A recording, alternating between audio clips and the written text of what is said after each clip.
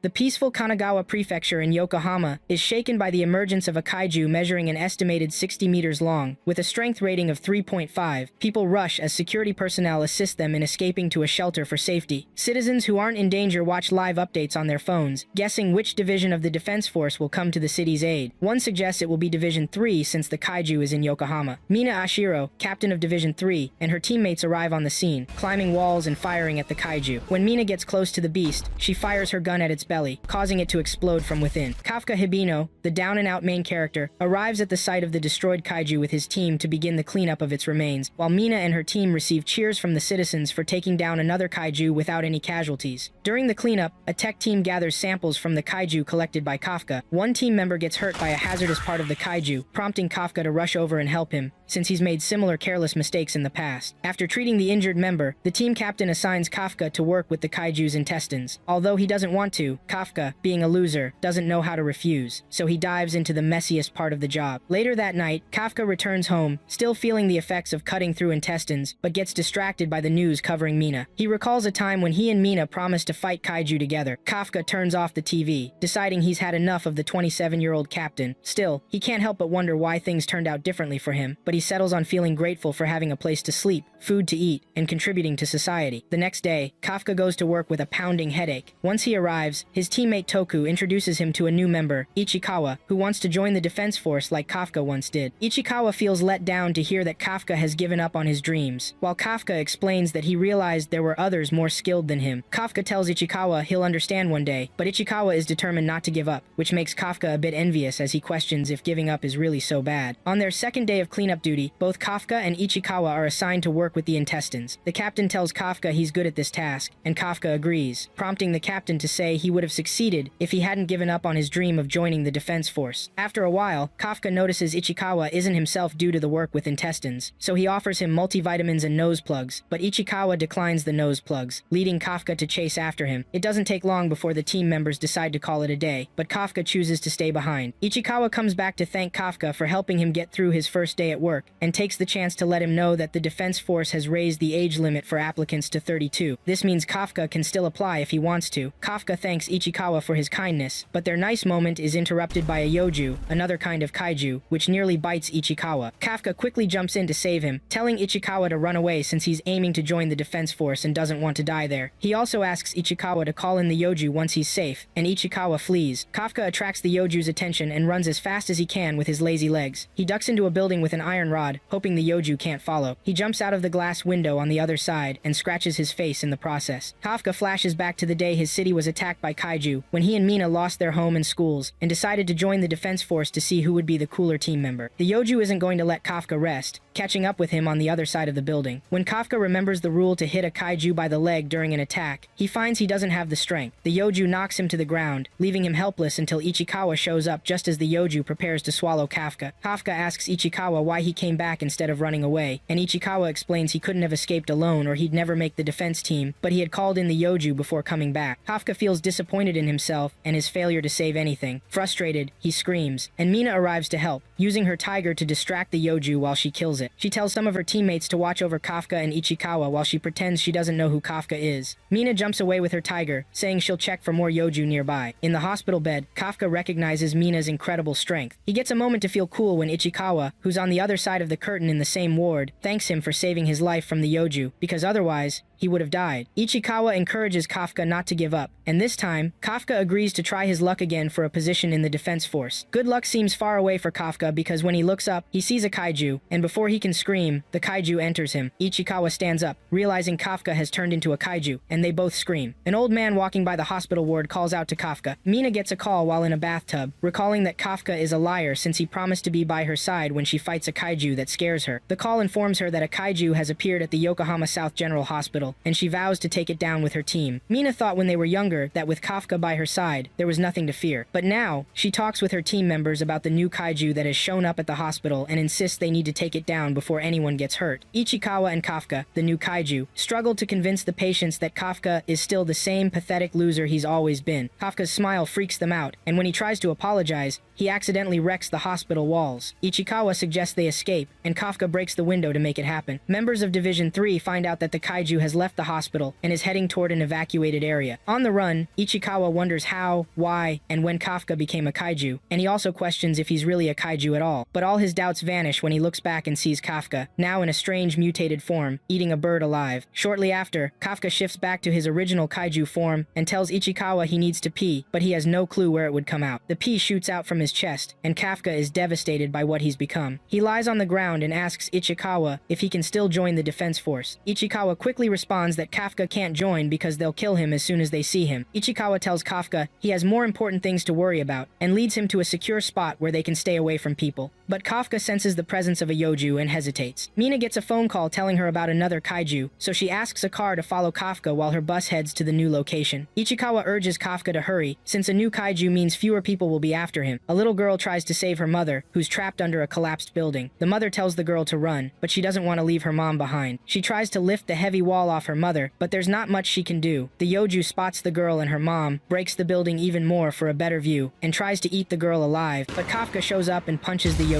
He attempts to calm the little girl, but just his appearance scares her, and he struggles to reach her with his intimidating kaiju smile. Ichikawa jumps in to help and talks to the little girl while Kafka lifts the heavy wall off her mother. The girl is scared, something is wrong with her unconscious mom, but Ichikawa reassures her that her mom will wake up once they get to the hospital. The yoju returns, and Kafka tells Ichikawa to help the mother and daughter escape from the building. Curiosity gets the better of Ichikawa, who asks what Kafka plans to do. Kafka clenches his fist and says he wants to punch the yoju as hard as he can. Carrying the girl's mother on his back, Ichikawa holds the little girl and tells her to hang in there while they move back to give Kafka the space he needs. The yoju opens its mouth wide enough to swallow Kafka whole, and Kafka gathers all the strength he can before he throws a massive punch at the yoju, causing it to explode into a million pieces, showering Kafka in blood. Ichikawa is shocked by what just happened and reminds Kafka not to hit a human like that. Kafka tries to talk to the little girl, but she hides from him, so he starts to leave. The little girl stops him and thanks him, making Kafka think back to when he had a similar bond with little Mina. Kafka decides again that he doesn't have to give up on joining the defense force when he transforms back to his normal self, but Ichikawa insists they need to leave that place since he's called an ambulance. Mina and her teammates can't grasp what they find at the kaiju site. She sees the little girl and asks her to tell her about the kaiju she saw, but the girl is too scared to say anything. Mina promises to kill all the kaiju, and the girl gathers the courage to ask her if she'll spare the good kaiju that saved her mom. 3 months after the incident, kaiju number 8, the designation for Kafka's type of kaiju, hasn't been found as the cleanup crew watches on TV. The captain of the cleanup team hands Ichikawa some letter sewn for him and another for Kafka. The team is worried they'll have to comfort Kafka like they do every year when the defense force exam results come out. Ichikawa confirms he passed the first round of his exam and offers to give Kafka his letter. On the way to the site, since Kafka arrived before the rest, Ichikawa checks Kafka's letter, and the team members think Kafka must have passed, based on Ichikawa's reaction. Ichikawa finds Kafka munching on the body of the kaiju they were supposed to clean, and he looks like his kaiju form. Ichikawa scolds dead-brain Kafka for being careless with his ugly transformation, knowing that the other team members will show up soon. He tells him to turn back into his normal self and reminds him how they tricked everyone 3 months ago by going back to the hospital after Kafka transformed back to his normal self, claiming they fled when the kaiju appeared in their room. Kafka sees that he passed but doesn't seem too excited. He tells Ichikawa that he used to fail in the second round. Ichikawa asks if Kafka will take the second round in his kaiju body. He warns Kafka that the officials will kill him immediately if he transforms into a kaiju in front of them, but Kafka is determined to take the exam anyway since it's his last chance. Once Ichikawa leaves, Kafka expresses gratitude for passing the first round and slaps his kaiju self to change back to his normal self. 10 days later, Kafka and Ichikawa arrive at Tachikawa base, where they're supposed to take the second round of tests. Kafka tells Ichikawa, who's amazed, that the base shares the location with a self-defense forces garrison. They're talking when other examinees start arriving, and a girl approaches, calling Kafka an old man. Offended, Kafka is ignored by the girl, who just wants him to park his car somewhere other than lot 55 because 5 is her lucky number. When Kafka doesn't budge, the girl reveals a suit under her clothes and finds the strength to move the car, surprising Ichikawa and Kafka. The girl introduces herself as examinee 2016, Hikoru Shinomiya, whose hobby is killing kaiju. She steps up to the old man and asks if he knows he smells like kaiju. Ichikawa steps in between Kikoru and Kafka, mentioning that they work at kaiju's disposal, which surprises Kikoru when she sees some disposal workers at the Defense Force exams. Kafka amplifies the surprise by lifting the company bus Kikoru had thrown earlier, and she wonders if he has a special suit like hers. Kafka introduces himself as Kikoru did, but his moment is overshadowed by Kikoru's butler, who parks in lot 55. Kikoru thought the exam would be a formality for her, but with Kafka around, things are getting interesting. She leaves with her butler, Seibasu. Ichikawa scolds Kafka for revealing his powers too soon. They both enter the building when some officers ask if anything's wrong. Kafka is determined to join the defense force this time. The second round of exams is split into fitness and aptitude tests, and Kafka and Ichikawa plan to give their best in the fitness test. They can't guarantee the same for the aptitude. However, Kafka struggles to keep up, ending up in position 219 out of 225. Kikoru boasts her 5th position, and Kafka pleads for her to forget him and his name. Ichikawa praises Kafka for not using his powers, but Kafka already regrets that decision. Ichikawa explains to Kafka that this year's applicants are pretty tough, and at the same time, Mina receives a report on them. Hoshina, the vice captain, is surprised to see Mina interested, attributing it to seeing Kafka's profile on the list. Ichikawa tells Kafka about Haruichi Izumo, Iharu Furuhashi, Aoi Kaguragi, and more applicants from neutralization universities and colleges. He mentions that most eyes are on Kikoru, who graduated from California neutralization at age 16. Kafka is astonished to discover how impressive Kikoru is, and when he reaches out in surprise, her bodyguards give him a beating, while the other examinees mock him. Ichikawa encourages Kafka after he shouts back at Kikoru, claiming he will outshine her, but remembers he might have lost his chance by not doing well in the fitness test. Ichikawa explains that the aptitude test over the past 2 years involved kaiju disposal, which is why he picked that as his part-time job. The two are pumped to reach the second part of the test, but they're shocked when Hoshina tells them they need to find and neutralize kaiju. The other examinees, except for Kafka and Ichikawa, are thrilled about this. Hoshina clarifies that the examinees won't enter the field empty-handed because they'll be equipped with Izumo Tech Gear GX4552. He mentions that the Defense Force Kaiju combat suit is made from organic materials sourced from kaiju and enhances the wearer's combat capabilities. Ichikawa is thrilled to see how the suit melds with his body once he puts it on. The tech lady, Okanogi, alongside Hoshina, announces the combat power levels of the suit's wearers. Ichikawa at 8%, Izumo at 18%, Aoi at 15%, Iharu at 14%, and everyone's surprised to hear Kikoru at 46%. Hoshina notes that those in training typically draw out around 20%, and he thinks everyone is performing well this year. Just when Hoshina believes he won't see anyone at 0%, Okanogi reveals that Kafka is at 0%, showcasing his unique ability to fail where no one else has. Hoshina enters the room where all the examinees are gathered and tells them they need to take down 1 Hanju and 36 Yoju for their test. He explains that these kaijus caused significant damage in Hachioji the previous year, but they were captured alive for training, and the examinees are expected to fight them using anti-kaiju weapons. He adds that the examinees will be monitored by drones that track their actions, and if a drone detects one of them in danger, it will activate a shield for protection, indicating that they have failed. Even though there's no guarantee of safety, the examinees rush into the battleground. Kikoru showcases her skills as she hops from wall to wall, effortlessly taking down kaijus, surprising both the examinees and the examiners. Kafka, on the other hand, drags his gun behind Ichikawa like an old man, telling him not to fall behind. However, when Kafka learns that Mina is observing the test, he decides to push through the pain of carrying his gun without any suit power. Ichikawa and Kafka realize that the defense force isn't just interested in how many kaijus they kill, but also in how they adapt to the situation and assist others. The two agree that since they lack offensive abilities, they'll support those who are fighting. Spotting Izumo and Aoi shooting at a kaiju, Kafka and Ichikawa decide to help them from the flank. It doesn't take long for Ichikawa to recognize the kaiju because, as a kaiju disposal specialist, he worked with that type of kaiju at Ida once before. Using the knowledge from that experience, Kafka throws a stun grenade at the kaiju and explains that this kaiju has poor eyesight but excellent hearing. Once its hearing is compromised, it's easier to kill. He instructs Izumo to aim for the stomach,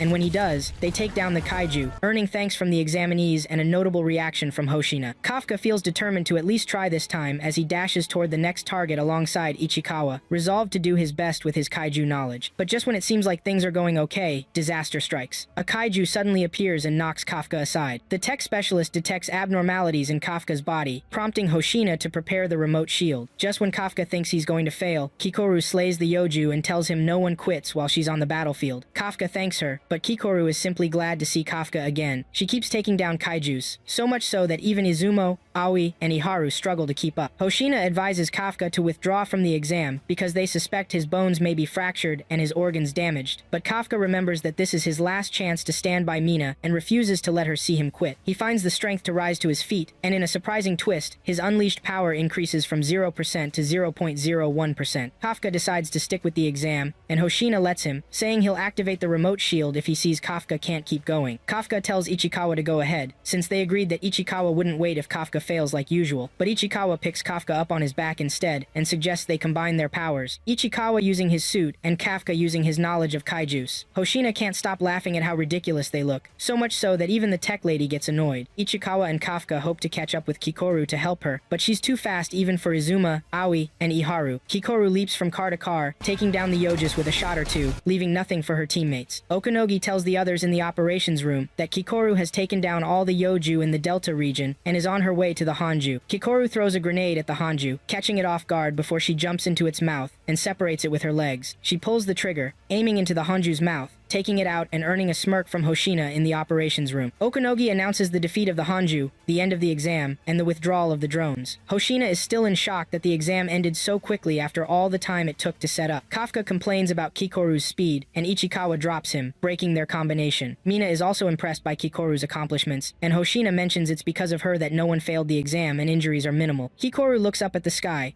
wishing she was perfect for her dad. As she prepares to laugh at Kafka for his ongoing weakness one more time, she notices movement behind her. A kaiju shoots her in the chest. Ichikawa and Kafka discuss how strong Kikoru is and how she helped them reach the end of the exam. Before long, they realize that the kaijus they killed earlier are unexpectedly coming back to life. Kikoru regains her composure and heals her chest wounds, surprising the talking kaiju. Kikoru is shocked to see the Hanju she killed return to life, but believing she can still fight, she stands up, and the talking kaiju shoots her multiple times. Okanogi hears Kikoru's screams in the operations room and reports that she can see the damage to Kikoru's vitals. The operations room struggles to understand what's happening on the training grounds, but Okanogi informs them that the fortitude of the Honju Kikoru killed is back at 6.4, meaning it's alive again and stronger. Mina announces that the examinees should evacuate to a safe place while she heads in with Hoshina. Kikoru doesn't want to evacuate because she wants to be perfect, so she stands up again to attack the Honju left behind by the talking kaiju. But the Honju slams Kikoru out of the way, and she realizes her weakness. Kikoru is transported back to the time when she was at the top of the list of students accepted into Tokyo Neutralization Middle School. Unlike the many students around her, she had no one to congratulate her, except for the butler who came to take her home. When she gets home, her father doesn't celebrate with her because he believes it might lead to failure next time. He tells Kikoru to be perfect for the nation's future and in honor of her late mother. These words inspire Kikoru to stand up again, and she grabs her gun to shoot the Hanju, vowing to be strong for the nation. She wants to be perfect for the nation's sake, but this only brings her immense pain as the Hanju smashes into her. Hoshina and Mina enter the training grounds, and Okanogi reports seeing the Hanju with its offensive uni-organ regenerated. She also mentions that Kikoru is nearby and wounded. Mina and Hoshina keep running, hoping to reach her in time. Kikoru collapses to her knees, apologizing for not being perfect as the Hanju prepares for its ultimate attack. Suddenly, Kafka appears by her side and reassures her that she did well because she made it easier for the other examinees to escape. He transforms into a kaiju in front of her and deflects the Hanju's attack, promising to handle it now that he's there. Kikoru can't hide her shock at Kafka's transformation. Ichikawa worries about Kafka while the others are evacuating, since Kafka vanished as soon as he heard Kikoru was in danger. Ichikawa decides to search for them himself, as he knows Kafka won't hesitate to transform in this kind of situation, which could lead to his death. Kafka pleads with Kikoru not to inform the defense force about his being a kaiju, and deflects another attack from the Hanju. He excuses himself from Kikoru, saying he'll explain later but needs to defeat the Hanju first. Okanogi informs Mina and Hoshina of another kaiju near the Hanju, but there's no visual signal, which works out for clueless Kafka who's making foolish kaiju decisions. Okanogi says the new kaiju has a fortitude of 9.8, but they assume it's signal issues, as otherwise, it would be the most potent kaiju in history. Running out of time, Kafka decides to take down the kaiju with one punch. One punch, and the Hanju explodes into countless pieces across the training grounds, its blood raining down like a shower. Kikoru watches in awe as Kafka defeats the Hanju and the Yoju attacking from behind. Kafka warns Kikoru not to endanger herself again, and just then, Ichikawa smacks Kafka on the head for disappearing and transforming in a place like that. They get distracted when Kikoru collapses. Mina and Hoshina arrive at the Hanju's remains and are baffled by what they see. Hoshina thinks it resembles the scene from 3 years ago and wonders if they are connected in some way. Okanogi confirms the arrival of Ichikawa, Kafka, and Kikoru at the evacuation site, and they're relieved that everyone is okay. Mina orders an investigation and disposal unit to come to the training ground as she and Hoshina deal with the remaining Yojis. Kafka is in the hospital with Ichikawa, who's relieved that Kafka's injury isn't worse. Ichikawa tells Kafka that Kikoru is also improving with treatment from the best Defense Force technology, making Kafka a bit envious. However, he thanks Ichikawa for encouraging him to retake the exam. Mina, who has been eavesdropping, enters the ward to thank Ichikawa and Kafka for rescuing Kikoru. Kafka avoids calling Mina by name, waiting until he becomes an officer. Hoshina meets Kikoru to thank her for taking down the Hanju. Because she wants to protect Kafka, Hoshina agrees to acknowledge Kikoru as the one who took down the Hanju. Meanwhile, the talking Hanju listens to the news in the bathroom and is disappointed to hear that there were 0 casualties at the training grounds. He receives a call and transforms into a human. The humanoid kaiju is a new cleaner among Ichikawa and Kafka's teammates. The wait for the result is driving Kafka crazy, especially since he finally found the courage to dream and hope. Ichikawa, who thought Kafka was cool at the hospital, now thinks he must have been mistaken, given how Kafka can't seem to get himself together. The cleanup captain comes in with letters for Kafka and Ichikawa. As Kafka opens his letter, he hopes that this time, it will lead him to Mina. The induction ceremony for new members of the defense force takes place. Izuma and Aoi aren't surprised to see each other, but Izuma looks a bit let down when he doesn't see Kafka around. When Kikoru arrives, she distracts everyone in the room, making Izuma tell Aoi that they have to compete for second place, although Aoi isn't too keen on the idea. Iharu and Ichikawa start getting to know each other, and Iharu asks about Kafka, but before Ichikawa can respond, Captain Mina walks in. Kikoru takes the oath for the 27 new recruits accepted into the force, and Mina thanks her for her bravery during the test. Kikoru doesn't say it out loud, but she knows that Kafka was the one who truly saved her and defeated the kaiju during the test. She's bummed that he isn't there, and she still has questions for him. The mood lightens when Kafka shows up, apologizing for interrupting the ceremony. During the selection process, the panel decided Kafka failed both the fitness and aptitude tests. However, Hoshina says he wants to take Kafka as a cadet in his platoon because he identified the weak points of the kaiju during the test and prioritized helping others over boosting his own kill count. Plus, Hoshina thinks Kafka is perfect for comic relief. Mina tells the newcomers that she told Kafka to sit out the induction since he isn't a full officer, but the new recruits couldn't be happier that Kafka, the old guy, made the team. Hoshina asks Mina to give her speech, and she encourages the new officers to trust her even with looming dangers, as they are starting to face kaijus with stronger resilience and the ability to reproduce or come back. She reassures them that while some may die, she'll do her best to protect them all. Moved by her speech, Kafka unintentionally declares he will stand by Mina's side, calling her name. This lands him 100 push-ups as punishment and laughter from Hoshina. Besides the humor Kafka brings, Hoshina wants to keep him close, because when they encountered a kaiju with 9.8 fortitude during the test, they stopped receiving Kafka's vitals too. He hopes to figure out what makes Kafka different, aside from his suit aptitude being 0. The officers count with Kafka as he finishes his push-ups. Kikoru asks Kafka to come with her because they need to talk, making the others think she wants to confess her feelings. Kikoru kicks Kafka in the face when he resists. Ichikawa, Kafka, and Kikoru sit in a booth at a restaurant, and Kikoru struggles to hold back from yelling when she realizes Kafka turned into a kaiju after eating one. Kafka suggests they tell the force about his situation. Maybe they can help him, but Kikoru advises against it. She says Kafka would end up as a specimen, and his parts might even be used to create weapons to fight kaiju. Kafka asks Kikoru to keep his secret, and she agrees, warning him that she'll kill him if he ever becomes a kaiju that harms humans. During fire training, Ichikawa sets a new personal best, hitting the targets and practicing what he's learned. Even Hoshina is impressed by how quickly Ichikawa has improved, as his unleashed power is now at 18%. Iharu finishes his training even faster than Ichikawa, with 20% unleashed power, and is pleased to be ahead. There's also a rivalry between Aoi and Izuma, who both have 25% unleashed power. Kikoru shows everyone up by setting a new record with 55% unleashed combat power. Staying true to his reputation as the underachiever, Kafka ends the training the latest with just 1% unleashed power. Feeling good about his improvements, Kafka chases Kikoru, but Hoshina stops him, saying he won't become a full officer if he keeps this up. He could get fired in 3 months. Hoshina tells everyone to wrap things up with 10 laps around the ground, and when they complain, he ups it to 15. He tells Okanogi he's pleased to see healthy competition pushing the new officers to improve. Iharu and Ichikawa argue over who has bigger biceps, while Kafka tries to show off but struggles to hold his breath, revealing his big stomach. Aoi steps into the bath, quieting the boys, and Izuma smiles. They're all pretty comfortable in the water together. Kikoru and some other girls enter the female changing room and find Mina, who tells them to come in despite their hesitation. After Mina asks about Kikoru's health, Kikoru studies Mina and gathers the courage to ask what exercises she did to get so strong. Mina offers to show Kikoru the basics, and Kikoru is very grateful. The boys talk about why they joined the force, and they all have one thing in common: Captain Mina. When they ask Kafka to share his story, he tells them Mina was his childhood friend, which prompts them to request more details. They encourage him to tell them everything about his childhood, and they spend so much time in the water that they end up passing out after the session, much to Kikoru's disgust, who just got out of her own bath. The new officers bond over training, meals, climbing walls, lifting weights, meeting Mina's tiger, morning routines, and more training. Ichikawa continues to support Kafka. After a full day of training and burnout sessions, the officers finish their day in the bath. Kafka works extra hard because it's the only way he can catch up to the others. Hoshina sees him and asks if he's working hard because of Mina, since he's been talking about her to everyone in the bath. Hoshina makes it clear he won't let Kafka take his vice captain position, and warns him not to get close to anyone because anything could happen at any time. Just then, an alarm goes off, waking the new officers and alerting them to a kaiju presence. presence. Hoshina tells Kafka that it's time for their first mission. In the operating room, Okanogi tells Mina that evacuation started almost 30 minutes ago, and since they'll be collaborating with the JSDF on this mission, they're setting up a JSDF artillery regiment command post at the Leon Mall parking lot. Mina asks about the Hanju, and Okanogi mentions they think it surfaced because it's in its breeding phase. Mina decides she will take on the Hanju herself and picks Sector Echo as her sniper point. She instructs the other platoons to focus on taking out the Yojis, officially starting the mission. Hikaru sits across from Kafka in the vehicle, still struggling to believe he's Kaiju number 8, but she hopes he won't let her down. Unfortunately, Kafka is full of disappointments, starting with his urge to throw up from overeating due to nerves. Once on the battlefield, Hoshina takes the time to explain the mission and everyone's roles. He mentions that Mina's unit will handle the Hanju, but the real issue is the swarm of Yojis it's spawning. He notes that the neutralization zone is intentionally kept clear of critical infrastructure and transport routes, and how well the officers defend the area will dictate the city's damage and the time needed for repairs. He mentions that recruits are held back as they're the last line of defense. When no one asks questions, Okanogi announces there are 8 minutes until Mina reaches her position. Kafka chats with Ichikawa, and they motivate each other. Ichikawa feels relief to know Kafka is nervous but eager. As a Yoju appears in Sector Echo, Kafka tells Kikoru to hurry. The officers leap over walls, but the unfortunate officer doesn't unleash enough power yet and decides to climb down instead of risking a broken neck. The JSDF draws the Hanju to Sector Bravo with multiple fire shots to assist Mina, who has arrived at her position. Hoshina hopes the new recruits will impress their superiors with their strength during this mission. Kafka feels oddly calm, standing on the front line as they face the Yoju, but the creature easily kicks him away since his power output is only 1%. Kikoru tells Kafka to stay back, while the superiors wonder why they have to babysit the new recruits. Kikoru doesn't hesitate to show the superiors they're the ones who need babysitting, accurately shooting the Yoju without knowledge of its weak points. Kafka praises Kikoru for her skills, which makes her heart race, but she brushes it off and keeps shooting. Iharu, Ichikawa, Izuma, and Aoi also hold their ground. Iharu takes down a Yoju after several shots, but when he turns to Ichikawa to brag, he's surprised to find Ichikawa neutralized a Yoju solo with one shot. Ichikawa explains he used freeze-round bullets since they suit his fighting style better. Ichikawa is putting in his best effort because he doesn't want his senpai, Kafka, to transform and take down the kaijus. Izuma shoots down a pole to slow a fast-moving Yoju, and Aoi brings down 6 Yojus with Izuma's help. Suddenly, the senior officers feel less confident, and their platoon leader, Nakanoshima, reminds them that Hoshina said the new recruits are stronger than the regular ones from past years. Not only that, but the recruits on the front line are motivating the others to step up. However, Nakanoshima can't help but be captivated by the looks of the new recruits. Kafka listens to Okanogi's reports and sees that even Ichikawa is doing his best in the fight. Feeling that he's slowing things down, Kafka wonders how he can help the hunting officers. He remembers that the weak points of the Yoju haven't been discovered yet. Using his knowledge of dissecting kaiju, Kafka gets to work on a Yoju's corpse and finds that the kaiju's core is at the base of its neck. He also discovers that Yoju have reproductive organs that can create a new Yoju even after death if that organ isn't destroyed. He shares this info with Hoshina, who's watching from a high spot. Hoshina praises Kafka for the information he's provided, and Okanogi transmits it to everyone on the battlefield. Kafka rushes out to deal with the Yoju corpses, feeling good about his contribution to the defense team. An explosion makes him stop, but he realizes this is just the groundwork for Mina's attack on the Honju. The JSDF officers pin the Honju down by shooting its legs, and Mina tells Okanogi she's ready. He gives her the okay to take her shot. Mina unleashes 96% power and channels it through her gun, breaking the ground with her foot as she prepares to fire. Hoshina tells Kafka to watch closely, as Mina sends the first shot straight through the Honju. Mina fires again, and the Honju's vitals disappear, causing it to collapse. With Okanogi's permission, Mina takes a third shot, and Okanogi confirms the Hanju has suffered critical damage, halting all movement and strength. So, Okanogi is surprised when Mina says she's ready for a 4th shot. She thanks the 4th shot, sparking Kafka's curiosity. Hoshina asks Kafka if he feels like giving up because to stand by Mina, he needs that level of strength. Hoshina admits he doesn't have that kind of strength against big kaiju, but can handle the smaller ones faster than Mina can. He proves this when a Yoju sneaks up behind him, and he draws a katana faster than Kafka can see. Hoshina explains that the captain and vice captain are the strongest members of the team, and have weapons made just for their fighting style. Mina tells Hoshina the Honju is down, but they both know the real action is just beginning because all the Yojus inside the Honju will emerge from its corpse. The swarm of Yojus energizes the senior officers, and Nakanoshima encourages the new recruits to keep fighting. Okanogi worries about the newbies, but everyone understands there's no stopping them. Hoshina hopes this mission helps the new recruits reach new heights, especially for Kikoru and Ichikawa. Ichikawa takes down the last Yoju in his area, while Iharu struggles with jealousy. Ichikawa suggests they both head back to the front lines, but after running for a bit, they encounter a kaiju cleaner who's upset about someone removing the reproductive organs he had implanted in the Yojus. He turns to Ichikawa and Iharu to see if they know anything about it. The captain of the cleaners is looking for the new guy, while the others watch the scene of the Hanju through binoculars, saying they understand why almost every cleaner in Tokyo was called in. They think the new guy must have locked himself in a bathroom as usual, and nobody seems worried. The cleaner that Ichikawa and Iharu met points at Iharu, claiming he'll take a sample of the defense force home, even if he can't finish his mission. Something strikes Iharu near his chest, and the cleaner transforms into a kaiju. Ichikawa and Iharu remember it's the kaiju that showed up during their test. Ichikawa tries to tell platoon leader Ikarugi that they're facing a humanoid kaiju, but when he gets no reply, the humanoid kaiju says the area is completely undetectable from the outside. It's a trap he set up to avoid humans, and to hunt them as well. The kaiju attacks Ichikawa's arm and leg, and he's shocked that the attacks penetrate his combat suit. He remembers Kikoru saying the kaiju looks like it's using magic, when really, it prepares for every strike which can be dodged. Ichikawa manages to dodge the next attack, surprising Iharu. Ichikawa tells Iharu to run away and call in the kaiju, but Iharu questions why he should let Ichikawa protect him. Ichikawa doesn't have to explain, since the kaiju gestures at Iharu again, and Ichikawa leaps in to save him from taking too much damage, though Iharu's left arm bears the brunt of the attack. Ichikawa urges Iharu to leave and call for help. Seeing no other option, Iharu stands up and runs away like a coward. Ichikawa knows he doesn't stand a chance against the kaiju since even Kikoru couldn't handle him, but he wants to buy time for Iharu to escape and come back. Iharu is still trying to figure out what changed for Ichikawa from the day before to today. He stumbles while running, almost falling, which makes him stop. He questions why he always needs someone to save him like Mina did when he was younger. He doesn't know how to become stronger and recalls Hoshina mentioning that it's tough for people to progress from 20 to 30% of their unleashed power. Iharu has been stuck at 20% for 2 weeks, while Ichikawa has moved past him as if it's nothing. He stands up and admits he hates it all. Ichikawa keeps firing at the kaiju until it vanishes, and then appears beside him. The kaiju is impressed that Ichikawa knows some things about him, but points out that Ichikawa actually knows very little by revealing more vulnerabilities for its attack. Ichikawa is stunned, but Iharu, who has realized he doesn't hate Ichikawa but himself for not growing since day one, jumps in to save Ichikawa just in time. The kaiju tells them no one can escape his trap without his permission, meaning Iharu can't get help even if he tries. Iharu vows to fight alongside Ichikawa with the little strength he has. Ichikawa takes the front line against the kaiju, and Iharu seizes his chance to use a conductor round bullet, making it harder for the kaiju to move. When the kaiju attacks Iharu again, he dodges it. Iharu fires his conduction bullet once more, creating an opening for Ichikawa, who unleashes his full combat power against the kaiju. But when he finishes shooting, he realizes the kaiju has created a wall of Yoju corpses to shield itself. The kaiju comes out unharmed from the pile of corpses and shoots Ichikawa multiple times, much to Iharu's dismay. Ikaruga informs Hoshina that they've lost communication and vital signals from Iharu and Ichikawa. Kikoru makes her way to Kafka and tells him that the kaiju from their exam is here. Iharu tries to prevent the kaiju from hurting the already defenseless Ichikawa, who is covered in wounds and can't move as easily as he used to. However, this leads to Iharu being attacked. Ichikawa struggles to move or heal his body but finds it tough, and the kaiju strikes him again. Iharu gathers his strength to pick up his gun again and protect Ichikawa, because he now believes Ichikawa could become a captain one day, but when he pulls the trigger, he realizes the gun is empty. The kaiju decides to finish off Iharu first, since it has no use for him anymore, and Iharu prays fervently for someone he wants to save Ichikawa. Luckily for him, Kafka appears in his kaiju form. Kafka punches the kaiju so hard that its head detaches from its body, and Iharu is shocked to see another humanoid kaiju. Kafka carries Ichikawa out of harm's way and tells him to close his wounds with his combat suit, throwing in a joke like a broke comedian. Ichikawa worries he's so weak that Kafka has to turn back into his kaiju self, telling him to be careful. Kafka reassures Ichikawa that he'll handle the kaiju, but Ichikawa has a bad feeling about it all. The kaiju successfully shoots Kafka in his kaiju form,